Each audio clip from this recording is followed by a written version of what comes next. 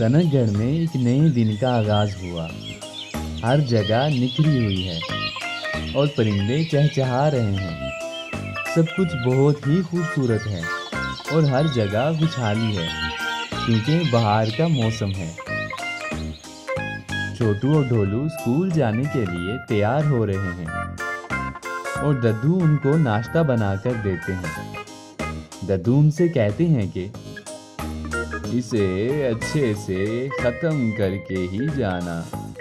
छोटू और ढोलू स्कूल से लेट हो गए थे और उनको डर था कि कहीं उनकी मास्टरनी उनको सजा ना दे, क्योंकि उनकी मास्टरनी बहुत सख्त थी और वो बच्चों पर सख्ती करती थी। छोटू और ढोलू खाना खाए बगैर ही भूखे पेट स्कूल के लिए निकल पड़े और वहीं वो बब्बन यानी हलवाई की दुकान से गुजरते हैं तो उनका बहुत दिल करता है कि वो कुछ खाएं, पर वो नहीं ले सकते थे क्योंकि उनके पास पैसे नहीं थे। आज छोटू और ढोलू सभी कुछ भूल गए थे क्योंकि उन्हें मास्टरनी का डर था। छोटू और ढोलू अपने रोज के रास्ते से स्कूल जा रहे थे कि उनको एक बहुत ही प्यारी लड़की नजर आती है जो कि बिल्कुल एक परी जैसी लग रही होती है और वो मदद के लिए पुकार रही होती है। मेरी मदद करो, मेरी मदद करो, कोई मुझे आज़ाद करो यहाँ से, प्लीज़ मेरी मदद करो। जब छोटू और ढोलू करीब जाकर देखते हैं तो वो बंधी हुई होती है। वो जब उसको पास आकर देखते हैं तो वो वाकई में एक परी होती है और उनको मदद के लिए पुकार रही होती है और उनको बताती है कि वो एक परी है और वो उनसे मदद चाहती है। तो छोटू और ढोलू उस परी की मदद करते हैं और उसको छुड़वा देते हैं, पर अब छोटू और ढोलू बहुत ही ज़्यादा लेट हो जाते हैं। परी ने छोटू और ढोलू से उसकी मदद करने के लिए शुक्रिया कहा और उनसे कहा कि तुम्हें जब भी मेरी मदद की ज़रूरत हो तो मैं तुम्हारी मदद ज़रूर करूँगी। वो परी से पूछते हैं कि उसे किसने बांधा था, तो परी उनको बताती है कि एक गलती की वजह से मैं यूं बंध गई थी। ये एक जादू का तोड़ था कि कोई मुझको आकर आज़ाद करवाए, पर शर्त ये थी कि वो कोई इंसान होना चाहिए। अब मैं आज़ाद हो गई हूँ और काफ़ी सालों से मैं बहुत ज़्यादा आवाज़ें दे रही थी। लोग मेरी मदद नहीं कर रहे थे और कहते थे कि कहीं उनको इसकी मदद करने की वजह से कोई नुकसान ना हो जाए, और यूं ही मैं इसी तरह बंधी हुई थी और मुझे अब काफ़ी भूख भी लगी हुई है और मैं अपना मैजिक भी अपने लिए इस्तेमाल नहीं कर सकती थी। परी की काफ़ी बुरी हालत थी। छोटू और ढोलू फौरन घर भागते हैं और जल्दी से परी के लिए खाना लेकर आते हैं जो उन्होंने सुबह नहीं खाया था।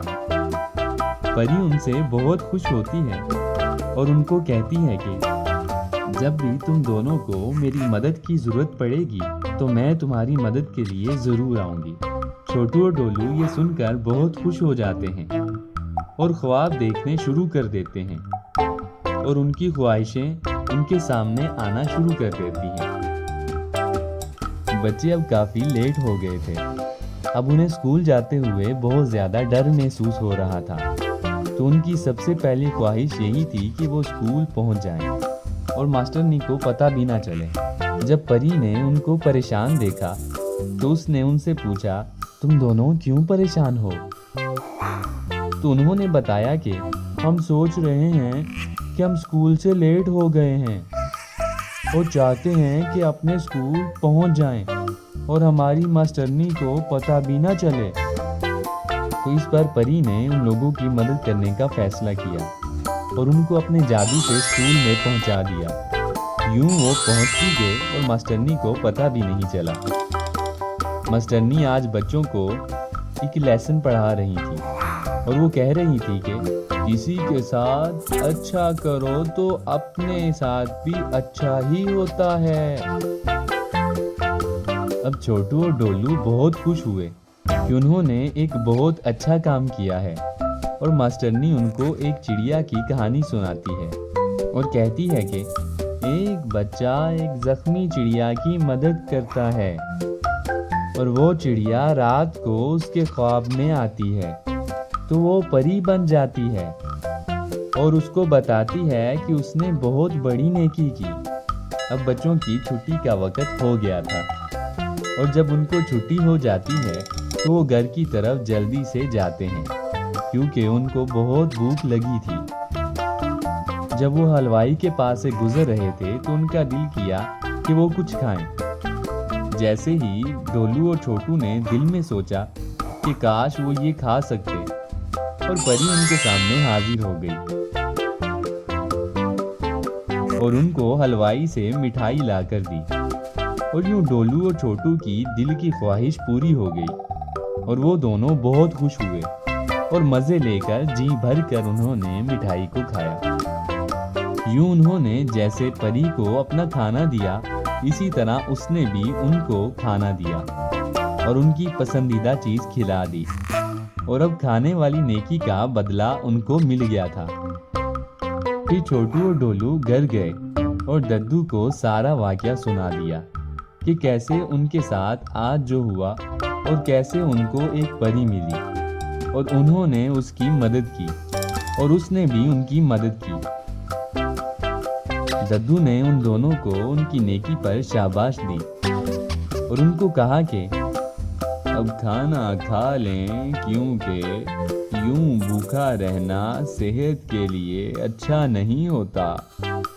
अब रात होने वाली थी और यूं ही दिन ढलता गया और रात हो गई। आज की रात में कोई नई और ख़ास बात थी। आज की रात बहुत खौफनाक थी और अचानक ही चंपक की चीखने की आवाज़ आई, बचाओ बचाओ, बचाओ, कोई मेरी मदद करो, कोई मेरी मदद करो। क्योंकि चंपक एक किसान था, वो जंगल से देर रात को वापिस आता था। चंपक बहुत सहमा हुआ था और बस यही बोल रहा था कि वो सबको ख़त्म कर देगी, कोई मेरी मदद करो, वो सबको ख़त्म कर देगी। गांव वालों ने चंपक से पूछा कि कौन ख़त्म कर देगी और वो क्या बोल रहा है। इस पर चंपक ने बताया कि जंगल में मैं अपनी बकरियां चरा रहा था कि रास्ते में मुझे एक बहुत ही अच्छा दरख्त नजर आया जिसे देखकर मैं बहुत हैरान हुआ कि ये दरख्त सबसे मुख्तलिफ और पुराना है और काफ़ी कीमती भी है। तो मैंने उसको काटने का सोचा क्योंकि वो काफ़ी कीमती लग रहा था। तो मैंने सोचा कि इसको काट कर फल और लकड़ियाँ ले जाऊं और उनको बाज़ार जाके बेच दूं। उस दरख्त के ऊपर एक बहुत ही प्यारा सा घर बना हुआ था जो सोने का लग रहा था और वो भी बहुत चमक रहा था। उसने जब उसे काटना शुरू किया तो उसके सामने एक बुढ़िया आ गई जिसने चंपक से बहुत कहा कि इस दरख्त को ना काटो, मैं फिर कहाँ जाऊंगी। चंपक ने सोचा कि एक बुढ़िया उसका क्या कर लेगी। उसने दरख्त को काट दिया और बूढ़ी औरत की एक भी ना सुनी। अब जब उसने वो दरख्त काटा तो वो बुढ़िया चुड़ैल बन गई और यूं ही चंपक से नाराजगी की वजह से उसने उसको कहा कि मैं अब किसी को नहीं छोड़ूंगी और चंपक मैं तुम्हें तुम्हारे किए की सजा दूंगी। हा हा हा हा हा हा हा हा। अब गांव वाले काफी डर गए थे और छोटू और डोलू भी बहुत डर गए थे कि अब क्या होगा। चुड़ैल पता नहीं क्या करे। रात अब आधी गुजरी तो बहुत खौफनाक आवाजें आई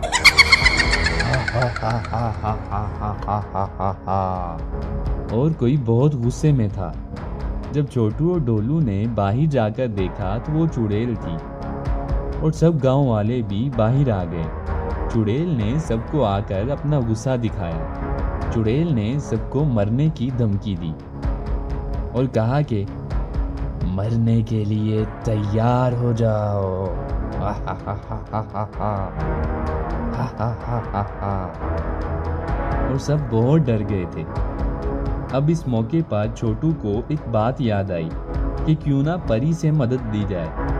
पर रात का वक्त था और परी इस वक्त नहीं आ सकती थी, क्योंकि परी रात को नहीं आ सकती। सुबह होते ही छोटू और ढोलू ने परी को याद किया और परी आ गई और उनको परी ने आकर तसल्ली दी और कहा कि सब ठीक हो जाएगा और चंपक की गलती की सज़ा सबको नहीं मिलेगी, क्योंकि जो गलती करता है उसी को सज़ा भी मिलनी चाहिए। पर छोटू और डोलू ये भी नहीं चाहते थे कि चंपक को सज़ा मिले।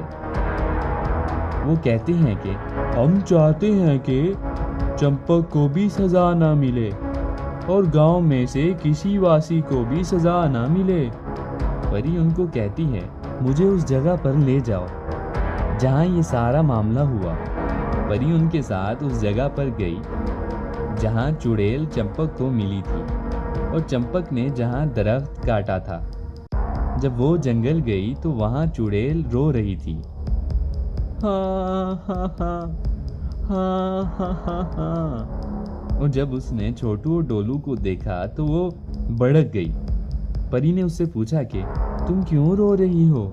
तो चुड़ैल ने बताया कि मेरे लिए वो दरख्त बहुत कीमती था, उसमें मेरी सारी जादुई शक्ति थी, लेकिन उस किसान ने लालच में आकर उसे काट दिया और मेरे घर को बर्बाद कर दिया, और अब मैं कैसे रहूंगी?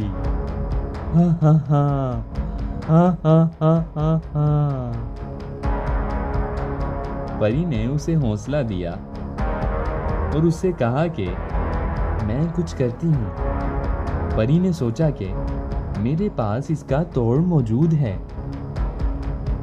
फिर उसने एक प्लान सोचा और उसने उस चुड़ैल से उस दरख्त की कटी हुई लकड़ियां और उतरे हुए फल इकट्ठे करवाए और जादू से उन सबको दोबारा से खूबसूरत और कीमती दरख्त में तब्दील कर दिया, जिसे देखकर वो बहुत खुश हो गई और चंपक को भी माफ करने के लिए तैयार हो गई और कहा, अब मैं किसी को भी नुकसान नहीं पहुंचाऊंगी।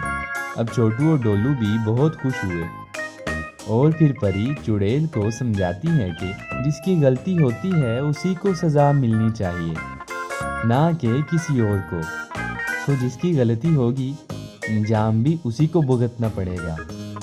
फिर छोटू और डोलू गांव जाकर सबको बताते हैं और फिर सब उनसे ये सारा वाकया सुनकर बहुत खुश हो जाते हैं और सुकून का सांस लेते हैं और यूं सारा सनकगढ़ खुशहाल हो जाता है। इस कहानी से हमें ये लेसन भी मिलता है कि नेकी का बदला नेकी ही होता है, और किसी से अच्छा करोगे तो आपके साथ भी अच्छा ही होगा।